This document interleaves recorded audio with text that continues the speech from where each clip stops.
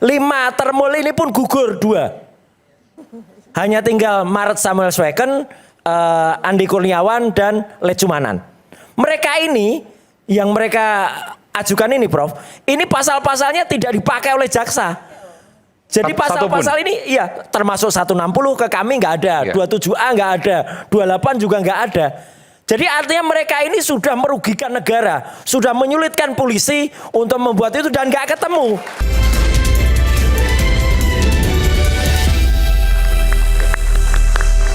Tadi Prof Gayus minta sedikit, silakan. Ya, terima kasih. Ini waktunya Dokter Tifa, tapi nggak apa-apa, saya minta sedikit. Jadi begini, jaksa itu disebut sebagai dominus litis. Pengendali perkara. Pemilik perkara. Oke. Nah, oleh karena itu ini dokumen dikembalikan. Artinya sudah milik kembali ke yang punya. Jaksa. Ya, jaksa berarti. Oke. Kalau penyidik ingin membuat penyidikan baru, tentunya akan melalui jaksa. Mau apa tidak? Mau dia perbaiki apa tidak yang dikembalikan oleh hakim. Hakim juga disebut di samping dominus litis, dia adalah penguasa pengadilan. Pemilik jaksa, penguasa pengendali adalah hakim, majelis. Artinya apa? Majelis telah memutuskan sebuah putusan yang disebut sebagai legal in the concreto. Konkret, ini tidak lagi diproses. Berarti yang bersangkutan sudah tidak terdakwa lagi. Kalau ada yang baru, buat yang baru. Jadi nomor baru, registrasi baru. Itu pemikiran saya. Meskipun gini, kalau dikembalikan ke jaksa, jaksa kan akan memperbaiki. Dan jaksa akan mengajukan kembali. Tidak diminta oleh hakim untuk diperbaiki, kan kendali hakim. Hakim tidak minta diperbaiki, dikembalikan. Dianggap tidak ada. Izin Prof, sebenarnya di akhir putusan, majelis hakim memberikan 2 pilihan. Jadi ini saya langsung rekamannya aja ya, daripada kita berandai-andai ini ya. Boleh, boleh. Suaranya di...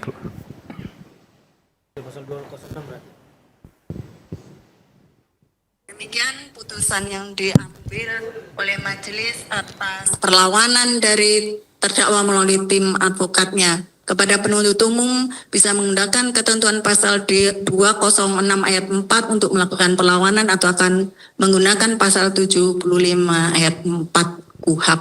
Demikian terdakwa ya. Telah selesai pembacaan putusan, dengan demikian sidang selesai dan ditutup. Oh, ada 2 pilihan tadi. Jadi ada 2 pilihan, izin Prof, di pasal 75 ayat 4 itu jelas di situ kata-katanya adalah jaksa berhak untuk memperbaiki dakwaan dan mendaftarkannya kembali ke pengadilan, namun dengan 1 kali kesempatan saja. Manakala nanti setelah didaftarkan kembali teman-teman PH kembali mengajukan eksepsi, maka eksepsi ini tidak lagi dipertimbangkan dalam putusan setelah, tapi diselesaikan dalam putusan akhir. Jadi memang ini KUHP yang baru ini cukup menarik, Prof. Jadi ada 1 ketentuan, kalau memang jaksa memilih untuk memperbaiki bisa berdasarkan 75 ayat 4, tapi itu diperbaiki, didaftarkan kembali dengan nomor perkara baru, ya, dan disidangkan sejak awal lagi, dibacakan dakwanya sejak awal lagi. Saya mencatat nomor perkara baru. Itu saya catat. Betul. Tetapi mengenai hak yang telah dihapus, tidak mungkin seseorang yang sudah diuntungkan menjadi mau dirugikan. Ini, jadi saya milih yang kedua, artinya dengan nomor baru, registrasi baru. Oke. Tapi ini pilihan ya, artinya jaksa bisa memilih yang manapun. Pilihan yang tidak mungkin dipilih. Gimana, Prof? Mungkin dipilih karena sudah nyaman, tidak lagi dipersoalkan. Tapi kan pengendalinya jaksa. Ya. Kalau jaksa mengajukan lagi? Pemiliknya jaksa, pengendalinya hakim. Oke. Kemudian yang bersangkutan boleh memilih. Yang bersangkutan mau milih maju lagi apa Dokter tidak. Tifa bisa memilih? Bisa memilih. Oh, kalaupun misalnya jaksa memberikan dakwaan baru, Dokter Tifa tetap punya pilihan? Dokter Tifa sudah punya kebebasan. Oke, hari ini bebas. Kalau nomor baru memang boleh. Okay. Kalau nomor baru tadi saya katakan registrasi tadi yang dipersoalkan, itu memang boleh. Arah saya ke sana. Karena ini baru, kesalahan jaksa diperbaiki, kemudian yang lain menjadi baru. Kalau baru berarti penyidik baru. Artinya harus dari proses nol lagi. Proses nol lagi. Oke, ini menurut Prof ya. Makanya gelap gulita lah nanti semua. Keluar biasa. Dan kalau seandainya ini dipaksakan untuk kemudian diterdakwa kemudian disidangkan, hak Dokter Tifa? Iya, untuk boleh? protes. Hak Dokter Tifa? Ya tentu untuk melawan lagi. Walaupun dibilang tidak boleh mengenai itu, tapi mengenai baru berhak sekali. Ya. Oke. Hak ajasi. Jadi posisinya akan lebih kuat nanti di sidang 6 Agustus Dokter Karena Tifa. sudah pernah dibebaskan. Iya. Oh, bahasa dibebaskan. Ya karena dicabut. Kan dibebaskan dari semua dakwaan, bebas. Oke. Kan Kan bebas batal demi hukum. Artinya bebas dari semua dakwaan itu, menarik, tapi menarik. penuntutan tidak gugur. Sidang tanggal 6 Agustus akan menjadi Penuntutan kan sangat tidak gugur. menarik karena berbeda Harus dengan dari sidang dakwaan yang sebelumnya. pertama, bukan dari dakwaan yang ini. Luar biasa. Prof nanti datang ke sana. Silakan Dokter Tifa. Iya, begini ya. Jadi saya mau mencoba melakukan kilas balik singkat aja ya, 455 hari ini. Jadi pada saat keputusan tanggal 23 Juli 2026, waktu itu tepat 450 hari, saya hitung sejak 30 April 2025 ketika Pak Joko Widodo itu melaporkan saya dan kawan-kawan. Ya itu 450 hari. Dan hari itu menurut saya penuh berkah ya. Kenapa? Sekali lagi kita melihat bahwa ternyata hukum tidak mati di negara tercinta ini. Hukum betul-betul tegak berdiri. Dan pada 4 kali persidangan yang saya ikuti dari sejak awal pada sidang perdana, itu majelis hakim sudah menyatakan bahwa kami tidak menerima suap, kami bekerja betul-betul sesuai dengan koridor hukum. Dan kemudian pada sidang yang keempat, ketika majelis hakim memberikan keputusan bahwa dakwaan ini batal demi hukum, di akhir dari pembicaraan, di akhir dari keputusan itu, hakim juga menyatakan bahwa seluruh proses persidangan ini bebas dari semua hal-hal yang tidak sesuai dengan hukum. Ya, jadi sekali lagi saya mau mengunci apa yang terjadi pada peristiwa persidangan saya, bahwa saya atas perbuatan yang dituduhkan itu batal demi hukum. Jadi kemenangan ini adalah sebuah kemenangan yang permanen. Nah, ketika nanti ternyata jaksa itu mengajukan sebuah perkara baru di tanggal 6 Agustus nanti dijadwalkan ada sebuah persidangan, menurut Profesor Gayus Lumbun, saya bebas menentukan. Posisi saya orang free, saya orang bebas, saya sudah bukan lagi terdakwa. Jadi pada saat tanggal 7 November 2025, ketika saya ditetapkan sebagai tersangka, kemudian pelimpahan berkas di tanggal 22 Juni 2026, saya menjadi terdakwa, otomatis tersangka saya udah lepas. Saya berubah menjadi terdakwa. Ketika kemarin tanggal 23 Juli 2026 itu, saya dinyatakan perkara saya itu bebas batal demi hukum, ya terdakwa saya udah hilang. Jadi saya besok datang insya Allah ya 6 Agustus 2026 itu sebagai orang bebas. Dan tentu saja dengan kebebasan itu saya bebas menentukan saya akan duduk di mana. Nah ini menarik kan? Menarik. Karena saya tidak punya kewajiban untuk duduk di tengah-tengah itu. Nanti Dokter Tifa akan menyampaikan kepada hakim pernyataan ini. Oh ya tentu saja kan, karena kita harus jelas ini kan. Kalau seandainya didudukan di terdakwa, maka kurang lebih Dokter Tifa akan menyampaikan bahwa saya keberatan. Oh iya, karena saya bukan terdakwa lagi. Ini adalah nomor perkara yang berbeda. Saya menjadi terdakwa pada nomor perkara 301. Nomor perkara 301 itu sudah hilang. Sudah hilang. Ya, berkas sudah dikembalikan. Nah, besok tanggal 6 Agustus 2026 saya akan diundang pada perkara yang baru. Di mana perkara yang baru itu saya bukan lagi terdakwa, bukan lagi tersangka, apapun itu. Ya saya pengunjung aja yang diundang sama pengadilan begitu ya, seperti itu. Jadi itu kita jelas ya, kita clear. Ini kita belajarnya luar biasa gitu. Nah, kemudian berikutnya saya sampaikan bahwa sekali lagi ya, mohon agar jangan kecewa seluruh masyarakat Indonesia bahwa memang sidang ini ya itu menyidangkan laporan polisi atas tuduhan saya melakukan pencemaran nama baik, melakukan fitnah dan melakukan manipulasi, apalagi itu kan gitu ya, pasal 32 35 itu yang benar-benar lemah secara mau diapain juga itu lemah kan begitu ya. Nah, jadi coba bayangkan pada saat laporan polisi itu dibuat tanggal 30 April 2026 itu isinya ada 8 pasal. 2025. Dan 2025 ya, itu isinya ada 8 pasal dan itu tumpuk-tumpuk. Artinya tuh pasal berlapis begitu. Tapi setelah 450 hari, setelah 1 tahun lebih ya, itu gugur satu-satu. Gugur satu-satu tinggal 4 pasal aja. Pasal yang sangat lemah. Sehingga ibarat kata tuh gini loh ya. Polda itu diberi tugas untuk mengais-ngais, untuk mencari-cari bukti-bukti bahwa saya betul-betul mencemarkan nama baik, saya melakukan fitnah, saya melakukan manipulasi dan sebagainya dengan terengah-engah, dengan terseok-seok selama 1 tahun, bayangkan. Mana ada sih Polda atau polisi itu harus cari-cari, mengkais-kais bukti-bukti selama setahun lebih, kan jarang sekali, atau bahkan mungkin belum pernah ada kan gitu. Nah kemudian setelah itu ibarat kata bahan-bahan seperti itu dipaksakan dimasak oleh Polda, lalu kemudian diberikan kepada Kejaksaan. Nah, diberikan kepada Kejaksaan ini menarik sekali loh, karena dikembalikan menurut undang-undang itu 14 hari, lalu 14 hari kemudian dikembalikan lagi ke Polda pada bulan Januari 2026. Tapi apa yang terjadi oleh Polda dikembalikan itu baru bulan Juni 2026. Jadi ibarat kata masakan-masakan ini udah ada yang basi, udah ada yang belatungan, ya, udah tidak bisa lagi dimasak lagi. Jadi bayangkan ya betapa lemahnya surat dakwaan itu. Jaksa ya itu sudah melakukan pekerjaannya secara profesional, berusaha dengan sekuat tenaganya dengan bahan-bahan yang sudah basi ini untuk menyajikan masakan itu ke hakim. Ya terang aja hakim suruh makan masakan yang udah basi, udah belatungan, ya nggak mau kan gitu. Otomatis ya dibuang begitu loh. Jadi analoginya tuh seperti itu. Maka kalau seandainya memang tidak puas jaksanya atau saksi pelapor dan sebagainya, ya silahkan cari lagi bahan lagi dari awal. Kemarin makanan yang basi itu udah dibuang sama hakim.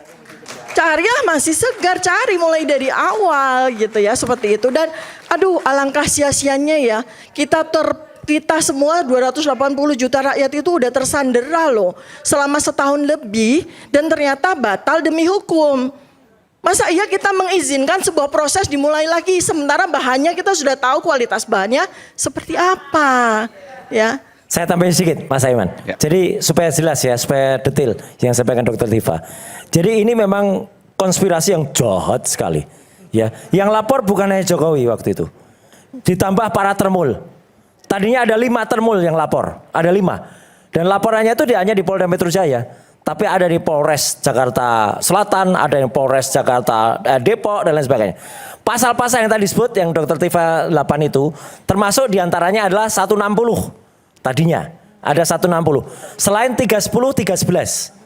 Kemudian ada 27A, ada 28. Kemudian ada juga selundupan pasal itu, pasal ITE 32 dan 35.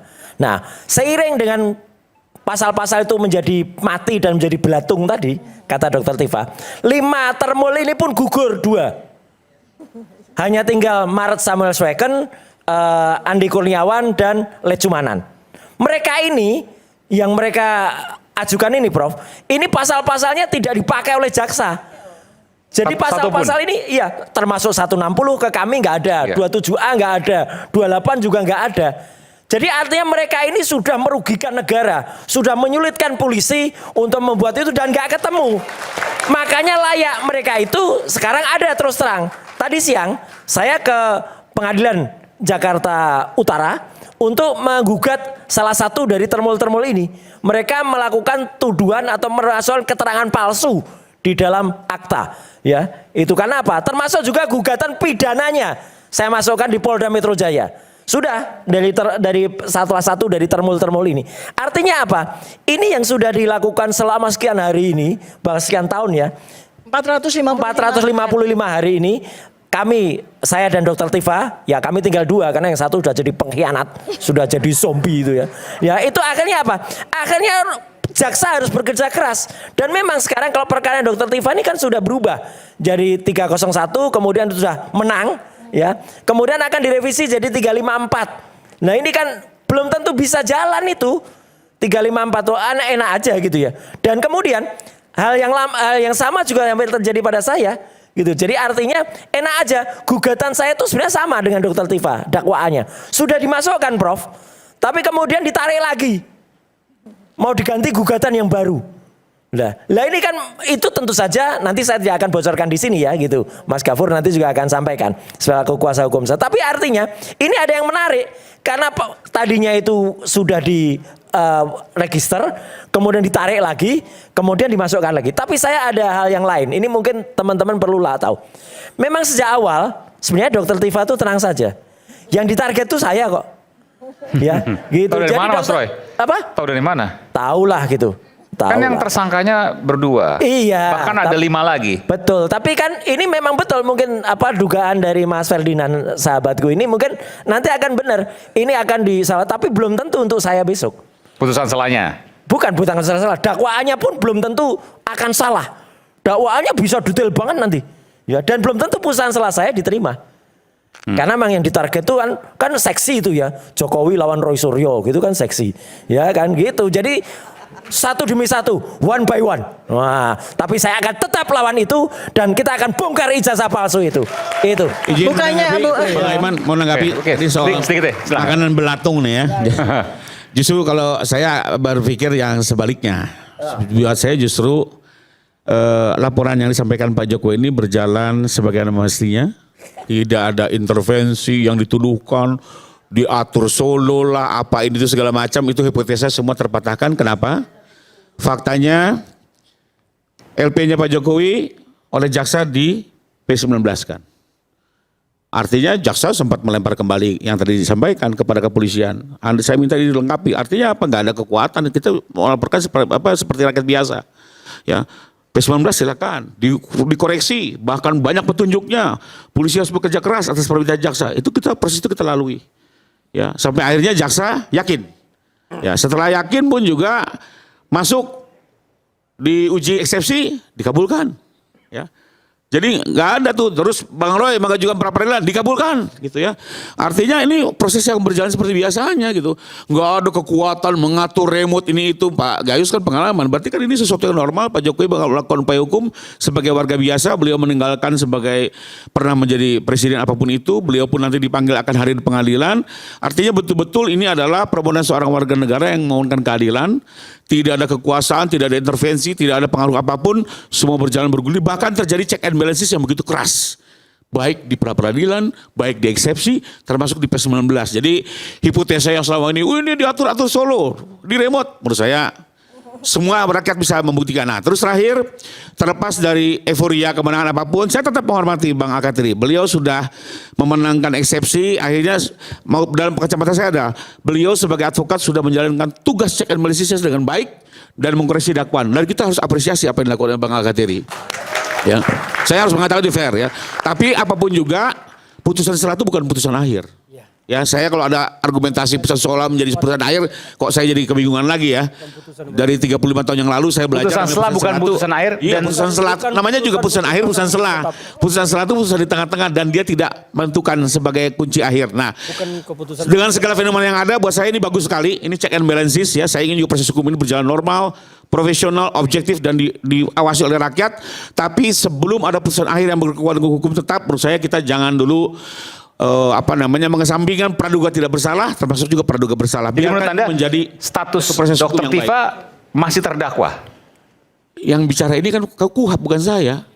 Dalam konteks jaksa memilih untuk perbaikan, jaksa tidak diminta untuk mengembalikan ke penyidik.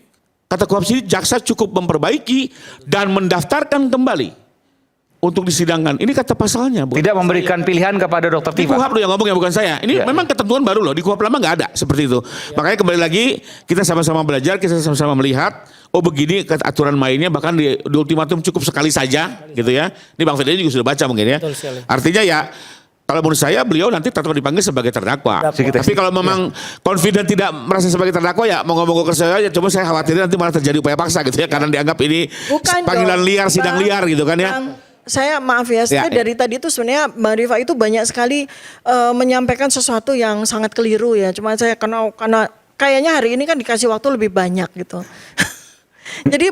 Jadi kan tadi kita udah selesai, bahkan ada 2 guru besar. Kemarin saya dengan Profesor Suparji, sekarang dengan Profesor Gayus Lumbun. Jadi udah selesai ini, nomor pasal ini udah selesai. Saya sudah bebas dari terdakwa, dari tersangka. Lalu kemudian kalau kemudian ada perbaikan, ternyata kan nomor pasalnya beda. Nah sekarang kan menjadi persoalan, pertanyaan, lah saya datang sebagai apa kan gitu. Jadi ini harus jelas. Jangan katakan bahwa putusan selah itu bukan ada dari segalanya. Enggak, kemarin itu dakwaan 37 halaman itu batal demi hukum, selesai, tutup, gitu loh ya. Sebentar.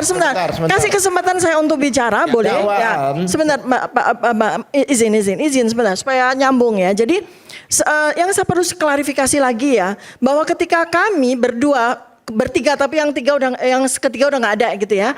Ketika kami itu hadir 15 April 2025 itu tonggak dari perkara ini ya.